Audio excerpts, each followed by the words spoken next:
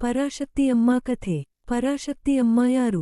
ಪರಾಶಕ್ತಿ ಅಮ್ಮ, ದಿವ್ಯ ತಾಯಿ ಅಥವಾ ಶಕ್ತಿ ಸ್ವರೂಪಿಣಿ ಎಂದು ಭಕ್ತರು ನಂಬುವ ಮಹಾದೇವಿಯ ರೂಪವಲ್ಲದೆ, ತಾವು ಮಾನವ ರೂಪದಲ್ಲಿ ಭೂಮಿಗೆ ಬಂದ ಶಕ್ತಿಯ ಅವತಾರ ಎನ್ನಲಾಗುತ್ತದೆ. ಅಮ್ಮ ತಮ್ಮ ಜೀವನವನ್ನು ಮಾನವತೆಗೆ ಸೇವೆ ಮಾಡುವುದು, ಆಧ್ಯಾತ್ಮಿಕ ಪ್ರಜ್ಞೆ ಹೆಚ್ಚಿಸುವುದು ಮತ್ತು ಭಕ್ತರಿಗೆ ಕಷ್ಟಗಳಲ್ಲಿ ಧೈರ್ಯ, ಶಾಂತಿ ನೀಡುವುದು ಎಂಬ ಗುರಿಯೊಂದಿಗೆ ಮುಡಿಪಾಗಿಟ್ಟಿದ್ದಾರೆ. ಅಮ್ಮ ಅವರ ಹುಟ್ಟು. ಪರಾಶಕ್ತಿ ಅಮ್ಮ ತಮಿಳುನಾಡಿನ ತೂತುಕುಡಿ ಜಿಲ್ಲೆಯ ಕಾಂಚೀಪುರಂ ಸಮೀಪದ ಸ್ಥಳದಲ್ಲಿ ಜನಿಸಿದರು ಎಂದು ಹಲವರು ನಂಬಿದ್ದಾರೆ.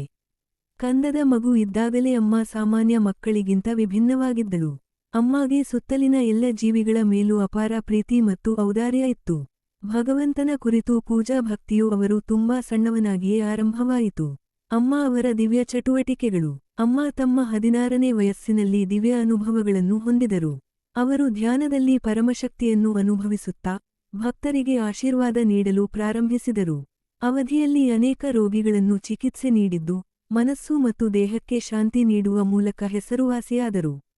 ಅಮ್ಮ ಅವರಿಗೆ ಶಿಷ್ಯರು ಅಮ್ಮ ಎಂದು ಕರೆಯಲು ಪ್ರಾರಂಭಿಸಿದರು, ಏಕೆಂದರೆ ಅವರು ತಾಯಿಯ ಪ್ರೀತಿಯನ್ನು ಎಲ್ಲರಿಗೂ